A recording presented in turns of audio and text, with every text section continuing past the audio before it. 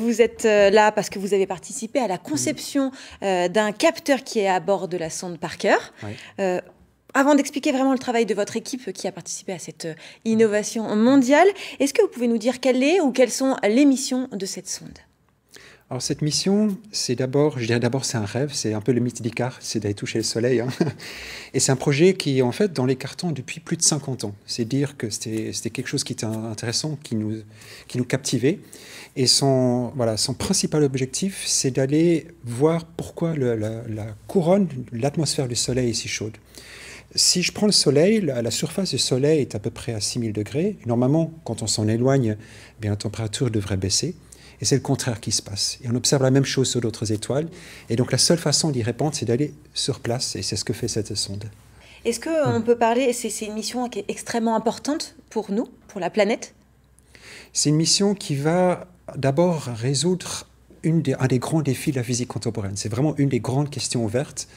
Et donc, répondre à cette question, ça permet aussi de mieux comprendre comment fonctionnent les étoiles, mais ça permet aussi d'avoir des retombées très pratiques, puisque le Soleil perd en permanence la matière qui va constituer une sorte de vent solaire. Et ce vent peut affecter la Terre et peut avoir des incidences sur le fonctionnement du GPS, sur le personnel navigant, etc. Donc, il y a des applications très concrètes. Le vent, c'est sur quoi vous avez travaillé avec votre capteur, justement. Voilà. On y reviendra un tout petit peu après. Ouais. Ça permet aussi de connaître un peu les éruptions solaires, Exactement. si je ne me trompe Ouais, pas. ouais. Combien de temps durent-elles, ces éruptions solaires ? Une éruption, ça peut être très court, ça peut être quelques secondes, quelques minutes. Mais dans cet espace de temps très bref, il y a une quantité d'énergie gigantesque qui est libérée, de quoi alimenter notre société humaine pendant plusieurs dizaines d'années. Alimenter et aussi créer quelques problèmes si... Voilà, ça peut avoir des retombées négatives.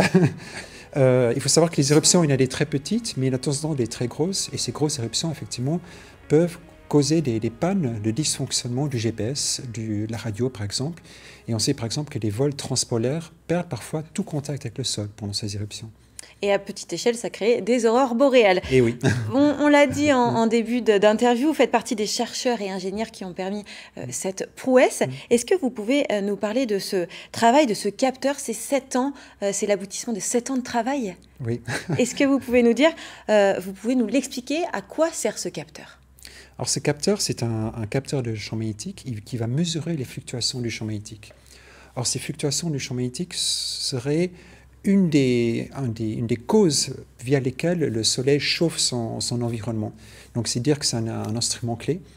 Alors c'est un tout petit instrument qui n'est pas plus grand que ça. On a mis quasiment 8 ans à les réaliser parce qu'il a fallu faire des prototypes, des modifications, il a fallu voir comment le protéger contre les rayonnements extrêmement intenses. On le voit ici.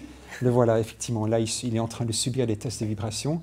Et pendant ces 8 ans, on le fait vibrer, on le met à basse température, haute température, jusqu'à avoir enfin l'instrument qui fonctionne comme on le veut. C'est un savoir-faire que vous possédiez déjà, mais qui a été dur de mettre à petite échelle. Alors, c'est un savoir-faire qu'on pratique déjà de longue durée, puisque le même type d'instrument va voler à bord d'autres missions, une mission de l'Agence spatiale européenne dans 2 ans.